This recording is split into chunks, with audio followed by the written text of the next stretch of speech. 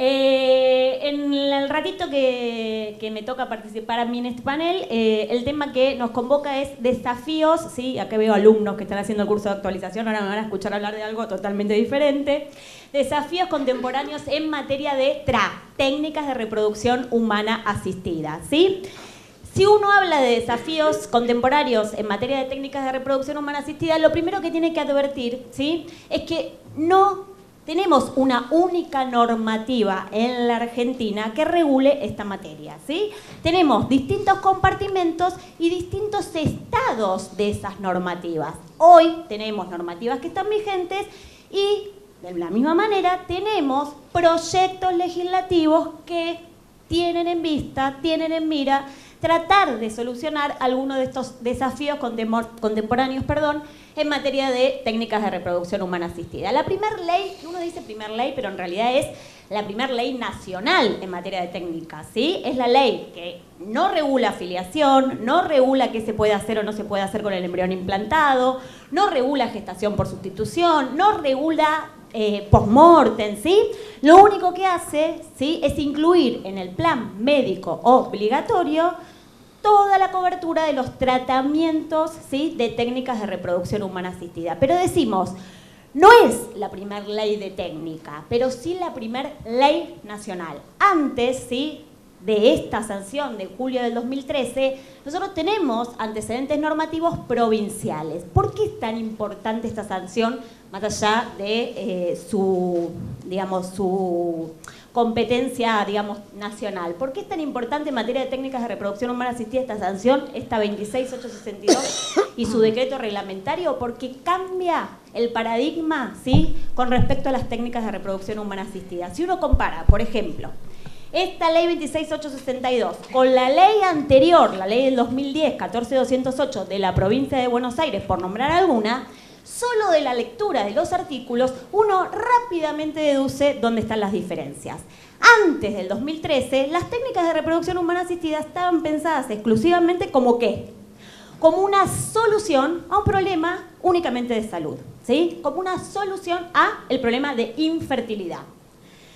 Y lo pensaba casi exclusivamente ¿para qué tipo de parejas? Para parejas heterosexuales. Sale esta ley, ¿sí?, y no es casualidad que sea en el 2013, teníamos la sanción de la ley 26618 de matrimonio igualitario, la sanción de la ley 26743 de identidad de género, sale esta ley nacional de acceso integral a las técnicas de reproducción humana asistida y el paradigma muta. Por supuesto que comprende el derecho a la salud, por supuesto que comprende la cobertura de problemas de infertilidad, pero las técnicas de reproducción humana asistida hoy en la Argentina son un vehículo, un puente, no solo para la cobertura del derecho de salud, sino también, ¿para qué? Para el acceso al derecho a formar una familia, en la diversidad, para el derecho a ¿qué cosa? A asirme de estos avances científicos. Primera normativa. Segunda normativa, no se ve nada ahí. ¿Qué se imaginan que dirá esa segunda cajita? La sanción, sí, y la vigencia a partir del 1 de agosto del 2015 del nuevo Código Civil y Comercial.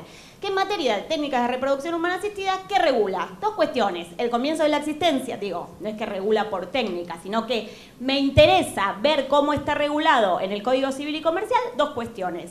El comienzo de la existencia de la persona humana, que no se preocupen que no voy a hablar de eso, y la determinación de la afiliación por el uso de técnicas de reproducción humana asistida.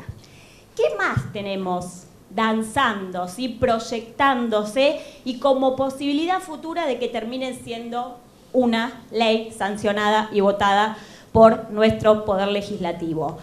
Dos proyectos, a falta de uno, dos proyectos que tienen por fin regular qué supuesto o qué procedimiento especial que implican las técnicas de reproducción humana asistida, lo que se conoce como gestación por sustitución.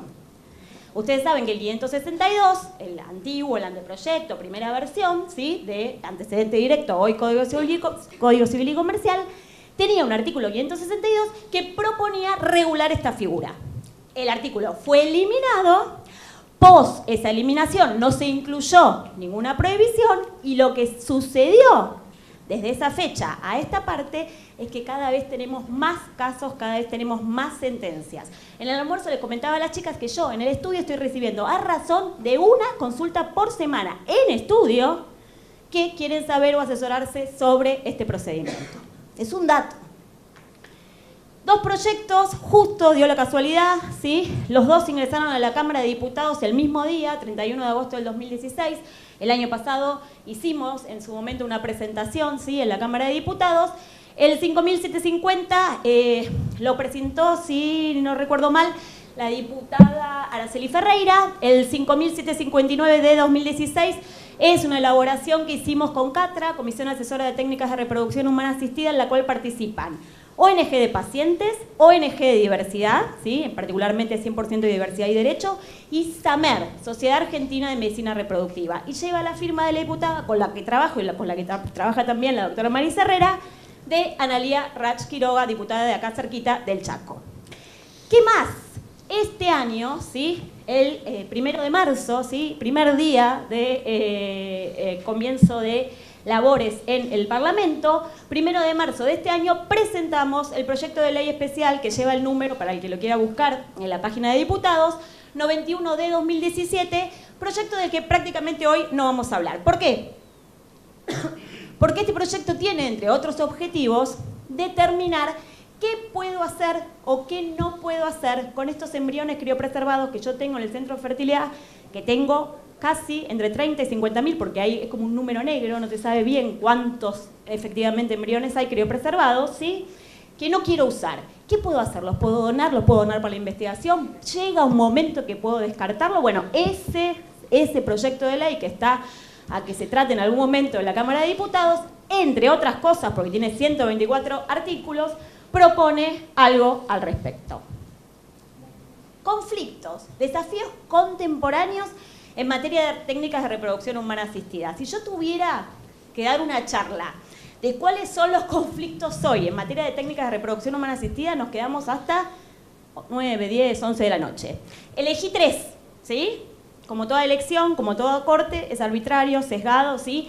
Traje lo que pensé, ¿sí? Desde mi humilde posición y subjetividad, que podría llegar a ser más interesante. Primer conflicto, ¿sí? Tiene que ver con la puesta en práctica, con la implementación del Código Civil y Comercial y con el tema de la inscripción de los niños y niñas nacidos por técnicas de reproducción humana asistida. Segundo conflicto que me interesa tratar, trabajar, charlar, ¿sí? Acercar a la tarde de hoy. ¿Qué pasa, ¿sí? Con el artículo 558, tercer párrafo del Código Civil y Comercial, que dice: no importa la naturaleza o la causa fuente de la filiación adoptiva, biológica, por TRA, nadie puede tener más de 2 vínculos. ¿Qué pasó? ¿El código nació viejo?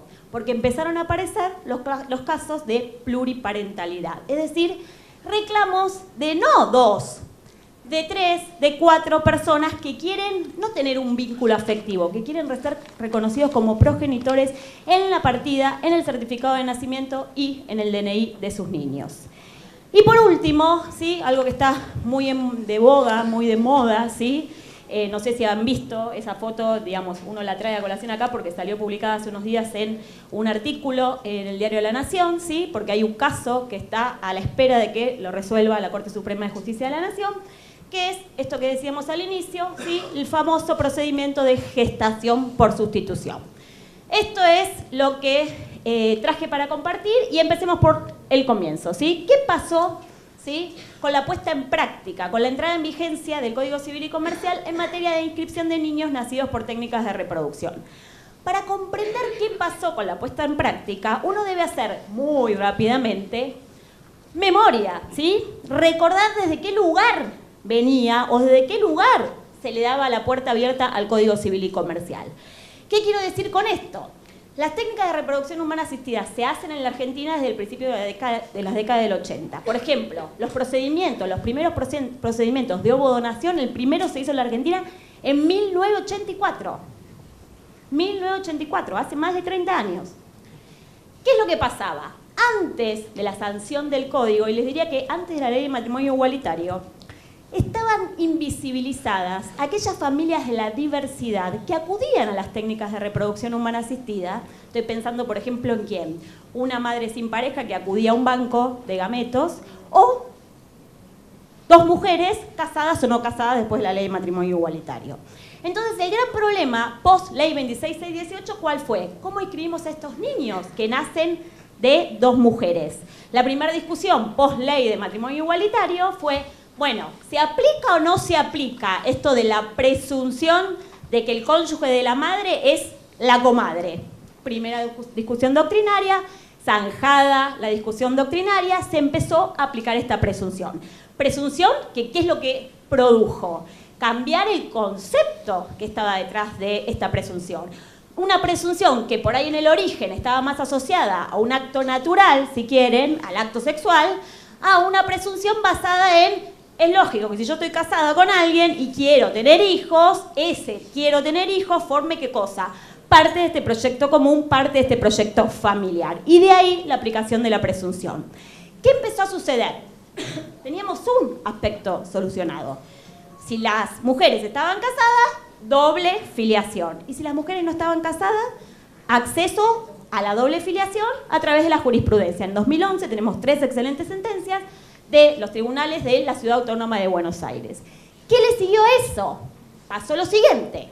Los niños nacidos por técnicas habían nacido antes de la ley de matrimonio igualitario, sale la ley de matrimonio igualitario, las madres se casan, ¿y qué tenían que hacer? Volver a judicializar para lograr la comaternidad. Aparece el decreto, ¿sí? 1006 del, no recuerdo el nombre, el año, 2012. 1006 del 2012, que es el decreto que ¿qué hace?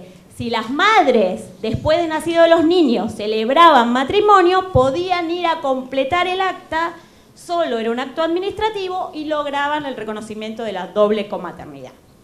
¿Quiénes habían quedado afuera de este logro, ¿sí? Del doble vínculo filial? Los niños que habían nacido de madres o de dos madres, pero que las madres nunca se habían casado. ¿Qué hace el Código Civil y Comercial para solucionar eso? Incorpora una cláusula transitoria. ¿Qué dice esa cláusula transitoria tercera? Los nacidos por técnicas de reproducción, bla, bla, bla, bla, son hijos de quien dio a luz y del hombre o la mujer, que también ha prestado su consentimiento previo informado y libre, a la realización de dicho procedimiento, debiéndose completar el acta de nacimiento por ante el registro civil, siempre con el consentimiento de la otra madre o del padre que no figura en dicha acta. Muy bien, cláusula transitoria. Ahora bien, ¿qué empezó a suceder? Resulta que esta cláusula transitoria era una cláusula pensada en la misma lógica que el decreto 1006-2012. Era una cláusula que iba a ser utilizada solamente en el ámbito administrativo. Yo iba, llevaba el consentimiento, completaba el acta, se acabó el asunto. El problema, ¿sí?, es que todos los casos, por lo menos los casos que se hicieron públicos de utilización de esta cláusula transitoria, no fueron resueltos en el ámbito administrativo. ¿Por qué? Necesitaron judicialización. ¿Por qué? Por varias razones. Primer caso, ¿sí?, es el caso de una pareja heterosexual no casada que necesitó la intervención de la justicia porque ¿qué pasaba? El que tenía que completar el acta había fallecido. Entonces yo no podía solita ir a llevar al registro civil el consentimiento porque me faltaba el consentimiento actual de esa otra persona hoy fallecida. La justicia dice sí, el primer caso a poquitos días de la entrada en vigencia del código, la jueza Miriam Cataldi dice sí al reconocimiento de la doble o del doble vínculo filial, en este caso en una pareja no tan pareja porque en realidad era el amante, heterosexual, ¿sí? Después de ese fallo tenemos 3 casos, ¿sí?, que le siguieron. Y estos 3 casos sí tienen que ver con el escenario de antesala del Código Civil y Comercial. ¿Por qué? Porque los 3 casos son casos de parejas de 2 mujeres, madre cierta es, pero la comadre no había podido ser incorporada porque las señoras no estaban casadas. Sale la cláusula transitoria y tampoco pueden. ¿Por qué? Porque el código en esa cláusula transitoria le exigía, ¿qué cosa? Consentimiento previo informado y libre. Resulta que esas son condiciones que establece el código hoy en el 560 y 561. ¿Qué hacían las clínicas antes? Yo, en pareja con una mujer, como soy yo la que me someto al procedimiento, no le hacían consentir a ella. no tenía la papeleta para poder completar el acto administrativo. La justicia en los 3 casos dijo sí. ¿Qué pasó después? Para no tener que seguir judicializando los casos, por ejemplo, el Registro Civil de la Provincia de Buenos Aires, ¿sí?, en el 27 de abril del 2016 saca una disposición, número 660, y dice: vengan ante la autoridad pública, funcionario del Registro Civil, ante estos casos, como los que se judicializaron, y completen aquí este acto y demuéstrenme aquí, frente a una declaración jurada, que la comadre tiene voluntad procreacional. Y abrieron la puerta para la inscripción de estos niños que habían, por supuesto, nacido antes del código, porque los niños que nacieron después del código, en todos los casos está el consentimiento como el 560 y 561. ¿Qué pasó también? No sé si recuerdan el texto del artículo 561, el 560 habla de la necesidad del consentimiento y el 561 habla de qué cuestiones, de los requisitos o formalidades de ese consentimiento. Y el 561 dice: el consentimiento, para llevarlo al registro civil a la inscripción, tiene que estar o protocolizado, pago, escribano, honorarios, o certificado ante autoridad sanitaria de cada una de las jurisdicciones. ¿Qué es lo que sucede? La inscripción es el derecho humano básico. Si yo no estoy inscripto, no soy para el Estado. Entonces, es lógico que yo, si no tengo dinero para pagar al escribano, no pueda inscribir a mis hijos. Lo que hace, ¿sí?, o lo que hicieron el Registro Civil de la Provincia de Buenos Aires y el Registro Civil de la Ciudad de Buenos Aires es ofrecer, si se quiere, a sus funcionarios para que hagan las veces de certificantes.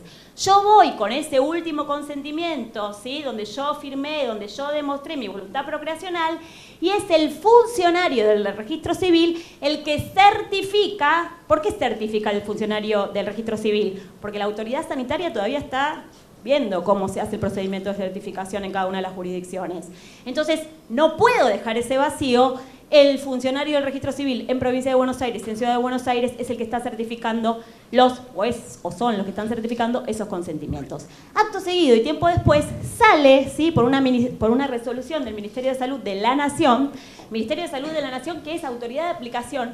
¿De qué ley? De la ley primera, de la ley 26862, de la ley de acceso a las técnicas de reproducción, saca una resolución y a partir de esa resolución, en el artículo 4, se ¿sí?, proclama como autoridad certificante hasta tanto cada una de las provincias no empiece a trabajar en este procedimiento de certificación de consentimientos informados en materia de técnicas de reproducción.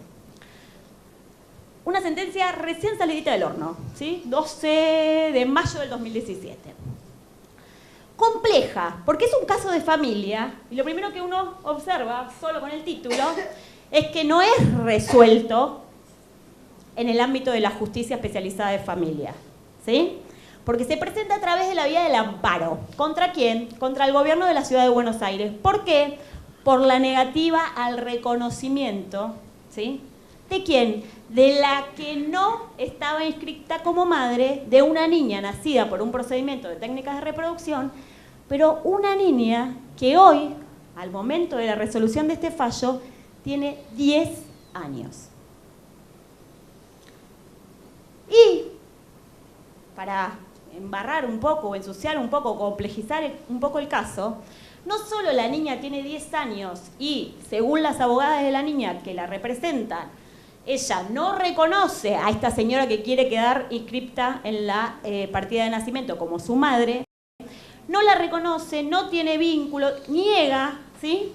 Y no solamente que la chica de 10 años niega este vínculo, sino que la madre inscripta, madre cierta es, se opone a esta presentación.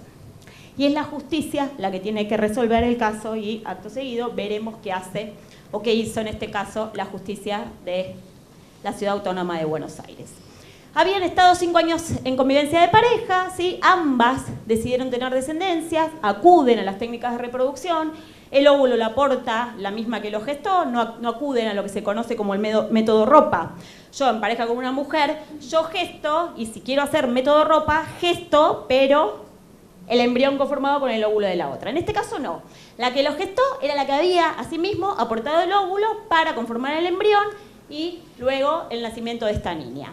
Se habían unido, ¿sí?, civilmente, después de la ley 1004 del 2005 en la Ciudad Autónoma de Buenos Aires, en el 2007. Después de la ley de matrimonio igualitario no se casaron, de hecho habían roto, ¿sí?, se había roto su relación de pareja antes de la ley de matrimonio igualitario. En 2009, y tras 8 años de pareja y casi 3 años, ¿sí?, de vínculo con esta niña, de proyecto familiar entre las tres, ¿sí?, disuelven su relación y establecen, según lo que alega la que está reclamando, ¿sí?, esta inscripción en la partida de nacimiento de la niña, establecen un régimen de visitas, ¿sí?, en favor de la comadre no reconocida y la niña. La posición legal de la madre. ¿Qué dice la madre? La madre que efectivamente está en la partida. Solicita el rechazo de la demanda, expresa que tomó unilateralmente la decisión de recurrir a métodos de fertilización asistida, a través de donante anónimo, con la intención de formar una familia monoparental originaria. Posibilidad que hoy las técnicas me la dan. Y ahí no leo nada, vamos a acercarnos un poco. Reconoce que luego de la disolución de la unión civil, la niña mantuvo con la actora algunos encuentros por efecto del vínculo que se había establecido entre ambas durante la convivencia, pero que de ninguna manera esos encuentros representaban el establecimiento de un régimen de visita derivado de que esta señora tenga responsabilidad parental alguna con respecto a hoy su hija. Niega la existencia de la voluntad procreacional, ¿sí? Y se presentan también, como les dije, las abogadas de las niñas. Y miren lo que dice la abogada de la niña. Ay, muchas gracias. No, pero igual no importa, estoy bien. Manifiestan que la niña no desea mantener contacto con la actora. También expresan que no la reconoce como madre en razón de que no posee recuerdos ni registros de la presencia de la que actora, rechazando la idea de tener 2 madres y expresando su ferviente deseo de que cuando cumpla la mayoría de edad, mal asesoradas por la abogada, las abogadas, porque no es cuando cumpla la mayoría de edad que puedo acceder, si tanto deseo, a los datos de mi donante. El Código Civil y Comercial no dice eso. El 563, ¿de qué habla? 563 y 564.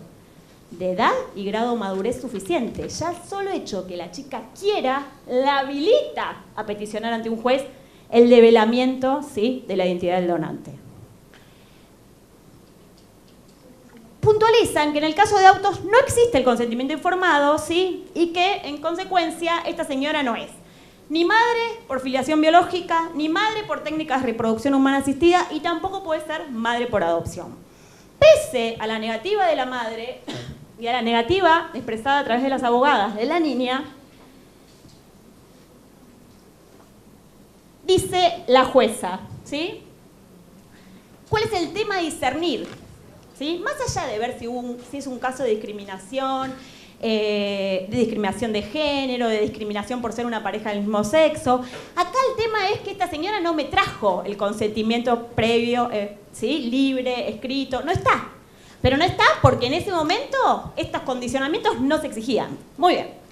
Entonces la jueza dice, acá el tema, antes de resolver, lo primero que tengo que ver es si logro probar si efectivamente acá existió voluntad procreacional de la reclamante, de la que se quiere incorporar en la partida de nacimiento de esta niña.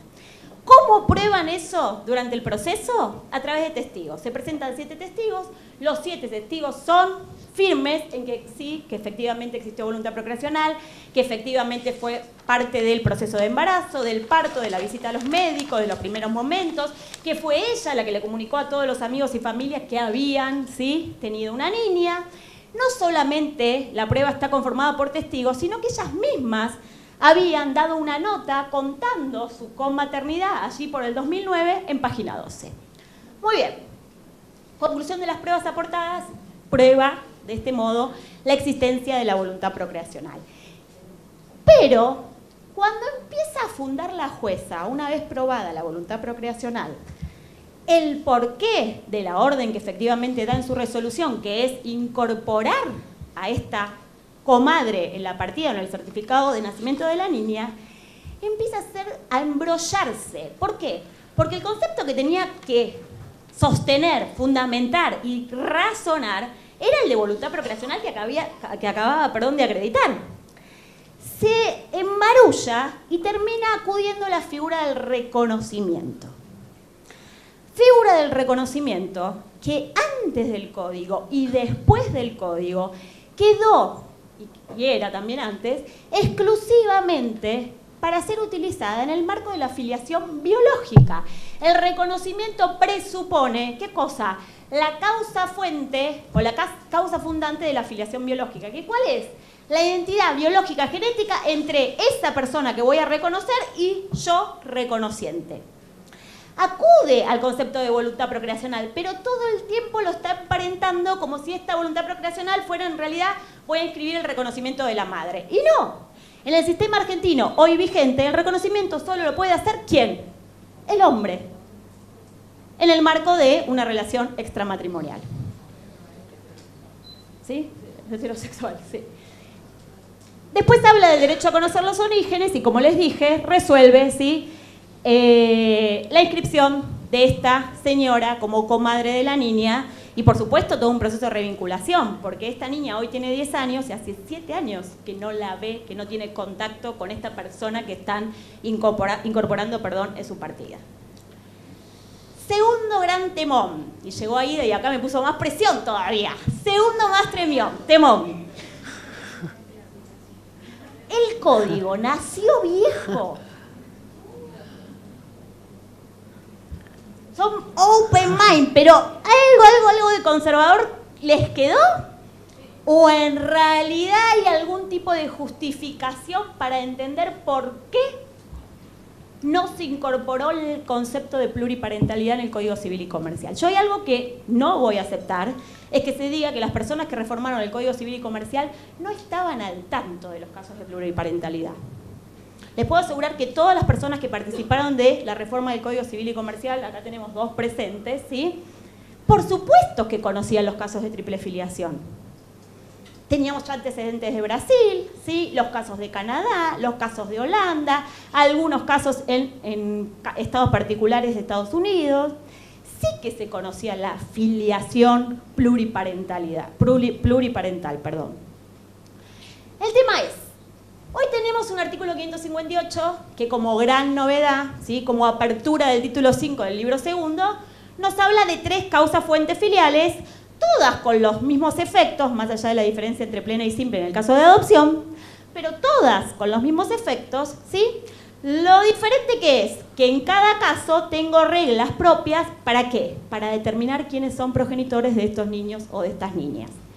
Y ese 558, como les dije, cierra con un párrafo que dice, o con un último enunciado que dice, ninguna persona puede tener más de 2 vínculos. Poquito tiempo antes de la entrada en vigencia del Código Civil y Comercial, nosotros en la Argentina, un primer caso en abril, el otro en junio, nosotros en Argentina tenemos los primeros reconocimientos de la triple filiación. ¿Sí? Este es el caso de Mar del Plata, este es el caso de la Ciudad Autónoma de Buenos Aires. Los 2 casos, el único caso que se conoce la disposición del registro civil es el primero, el de Mar del Plata. Nunca tuvimos acceso a la disposición del caso segundo de la Ciudad Autónoma de Buenos Aires. Los 2 casos tienen la misma plataforma fáctica o una plataforma fáctica similar. Son 2 mujeres casadas que acuden a técnicas de reproducción humana asistida. La que gesta aporta el óvulo, pero cuando tienen que ir en búsqueda del gameto masculino, no van ni a un donante conocido ni a un donante anónimo. Quieren desde el inicio estas dos mujeres incorporar a una tercera persona que comulga, por supuesto, con esta idea, no es que lo arrastran, ¿sí? Quieren incorporar desde el inicio una tercera persona, no para que aporte el material genético, sino para que sea padre junto con ellas. ¿Cómo llega el reclamo al órgano administrativo, al registro civil de Mar del Plata y de la Ciudad Autónoma de Buenos Aires? ¿Cómo era la partida de nacimiento de estos 2 chicos? En los 2 casos eran varones. Tenían, ¿sí?, una partida de nacimiento resuelta de esta manera. La que había gestado y parido, madre cierta es. Como estaban casadas, ¿qué aplicaba? La presunción de conyugalidad, ¿sí? esta señora que estaba casada con la que había gestado y parido es la comadre. Los chicos entran al reclamo en la órbita administrativa teniendo ya reconocida la comaternidad, muy distinto al caso que vimos recién. Se presentan los tres, las dos madres y este señor que viene a reclamar su incorporación, y le dicen al registro: nosotros tenemos desde el inicio un proyecto pluriparental. Lo que queremos es el reconocimiento, ¿sí?, de este tipo de organización familiar distinta, ¿sí?, que se sale del binomio filial, y desde el inicio tuvimos esta idea, ¿sí? Los tres tuvimos voluntad procreacional.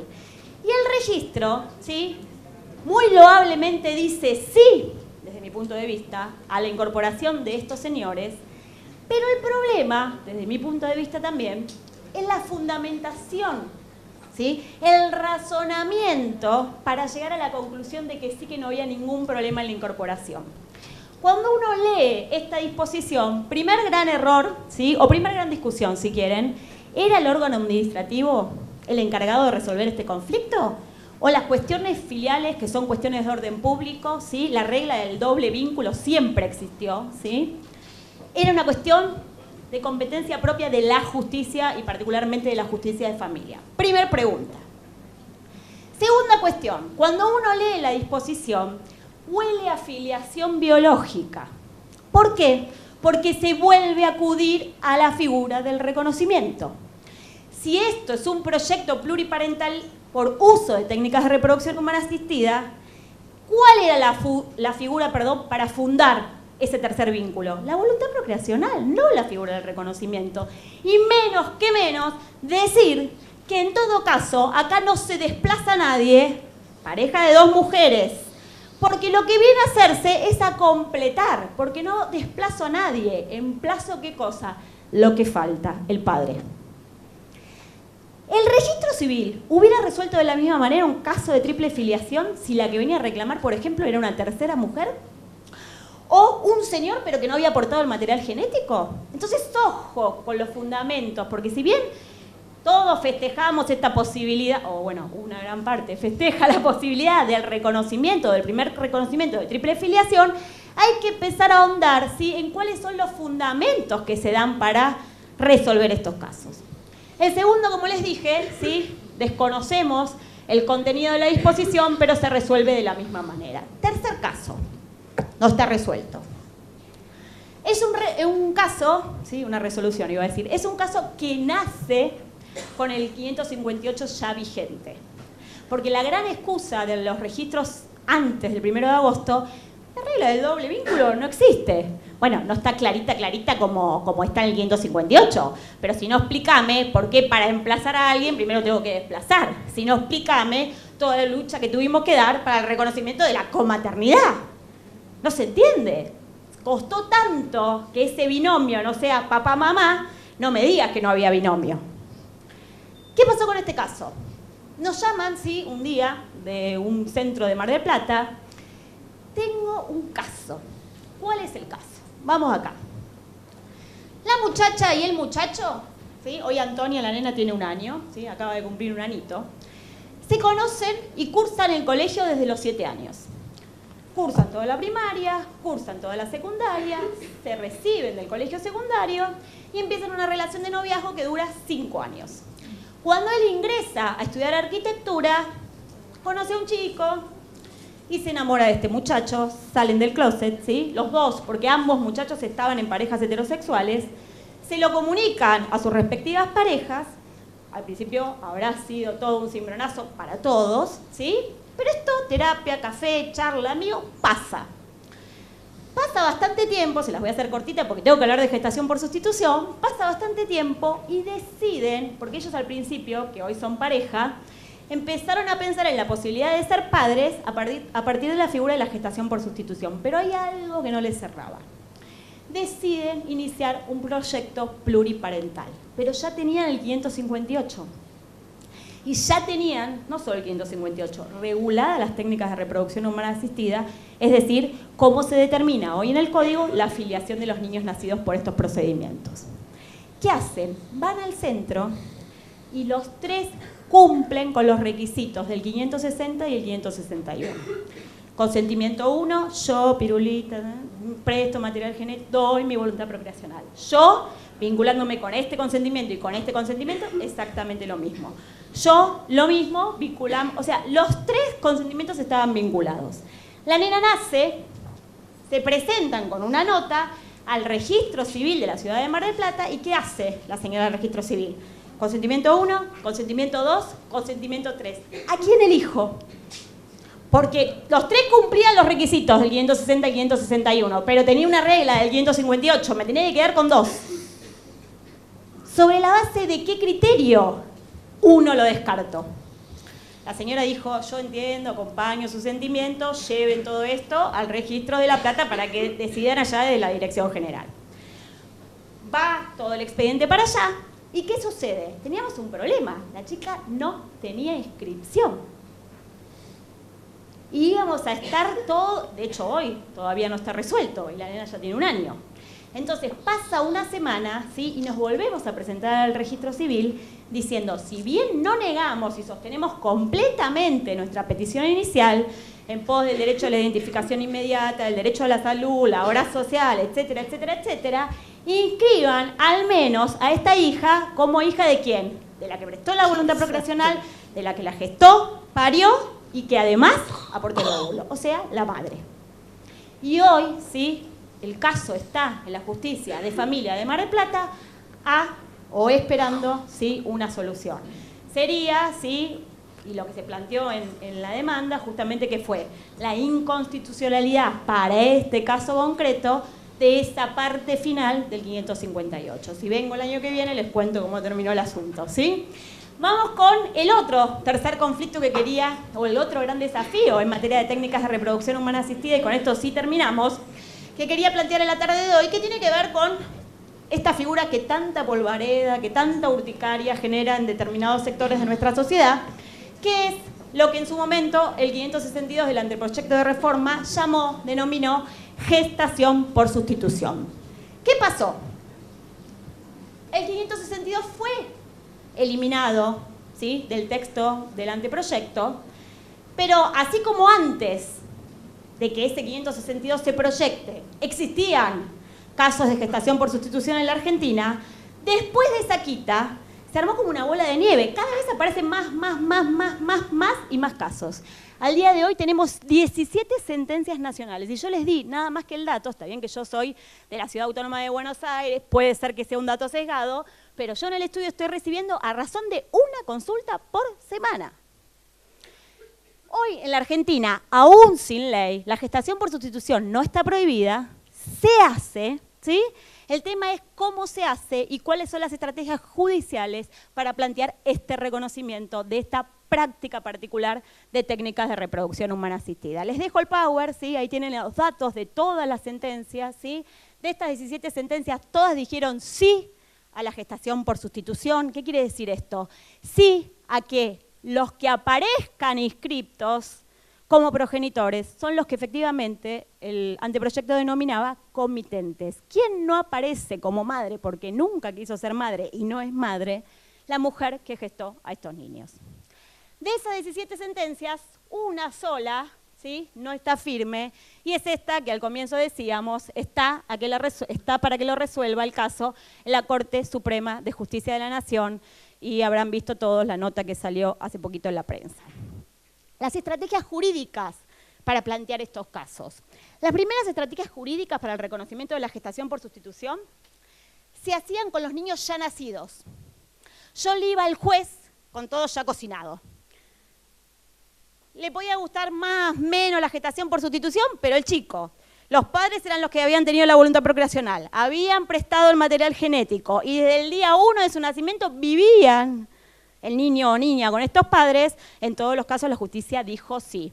¿Cuál fue la estrategia judicial principal de estos casos? De acudir a la justicia con el niño o niña ya nacida. La impugnación de la maternidad, porque en ninguno de estos 17 casos la gestante es portadora del gameto femenino. En ninguno de estos 17 casos la gestante aporta el óvulo, solo gesta. Si es una pareja heterosexual que puede aportar el óvulo, la mujer aporta el óvulo. Si es una pareja de varones, de hecho, dentro de esa lista, más allá del fallo que tiene que resolver la Corte, hay un reconocimiento, ¿sí?, del juez Duto de Rosario, en un caso de 2 hombres. Y en este caso, ¿quién presta el óvulo? ¿La que gesta? No, un donante. Luego, ¿sí?, más cercanos a esta época, y es hoy, ¿sí?, nosotros trabajamos en esta comisión asesora de técnicas de reproducción con la ONG de pacientes y SAMER, la Sociedad Argentina de Medicina Reproductiva. Hoy, sin ley, ¿sí?, y hasta que se sancionen finalmente estos proyectos que hablábamos al inicio, estamos trabajando en guías de buenas prácticas, ¿sí?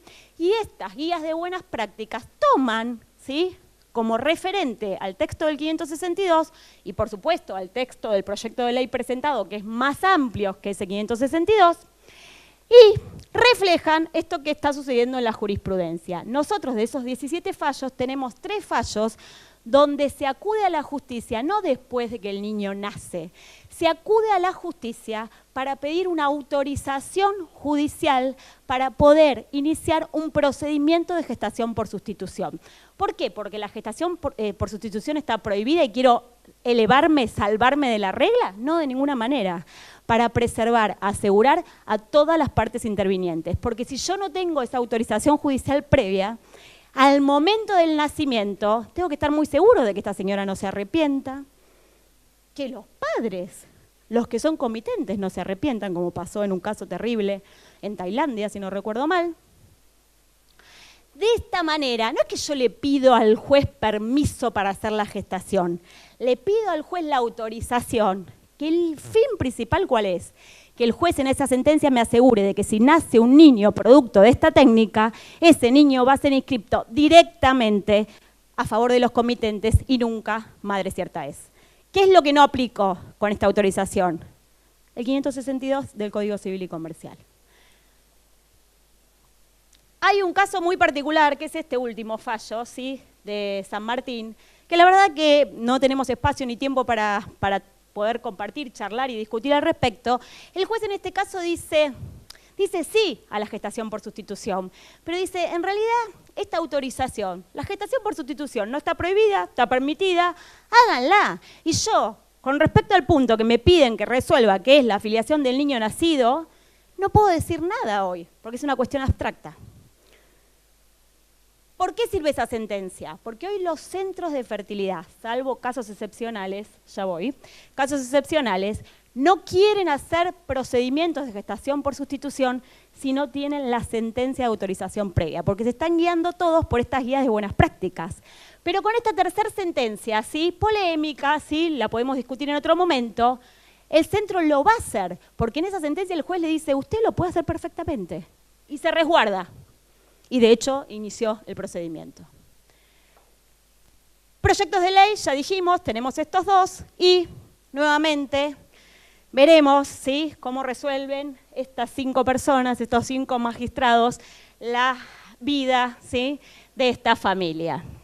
Esperemos que estén a la altura de las circunstancias.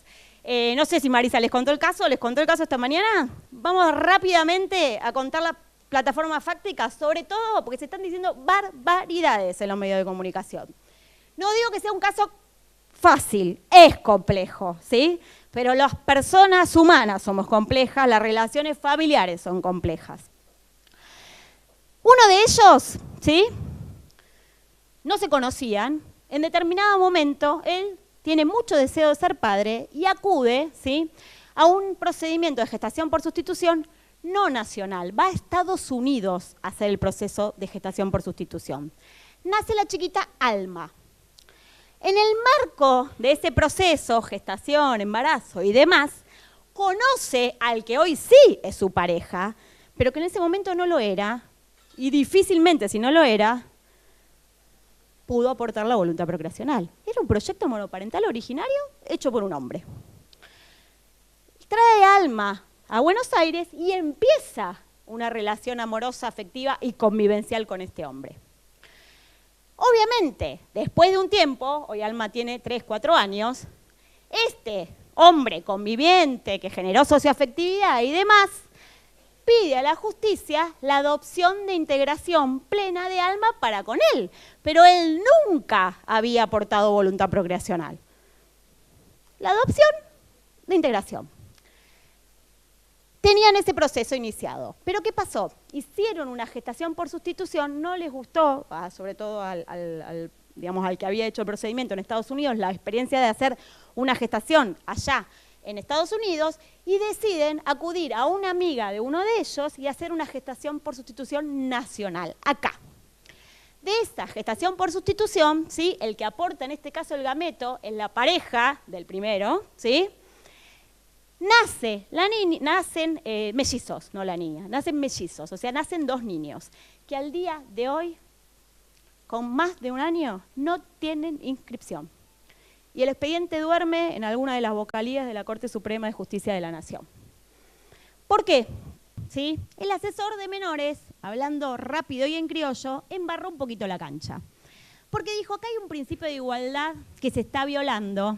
Lo lógico y lo ideal sería que resolviéramos las tres filiaciones, la de los mellizos y la de la niña que había sido gestada afuera, como adopción de integración.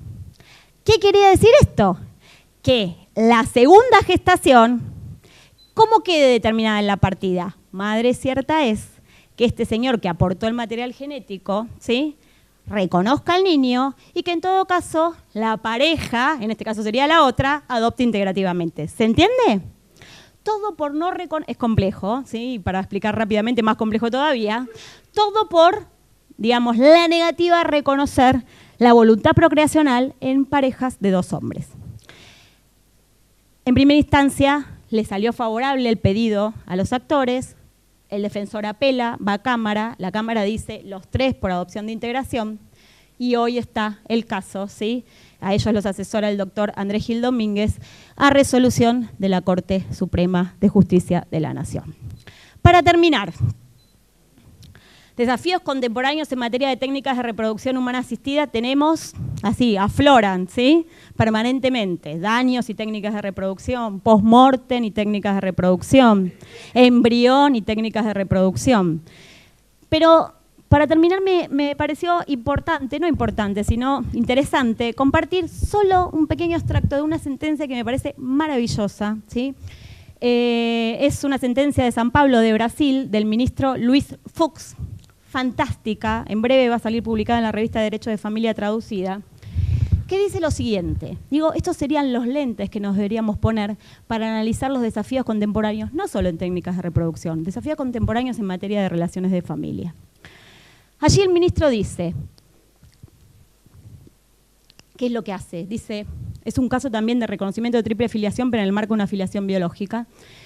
Dice, hay un principio, un derecho humano básico que es la dignidad de todos, ¿sí? Somos todos, vivimos todos en el mundo de los fines, ¿sí? Toma el concepto de Kant.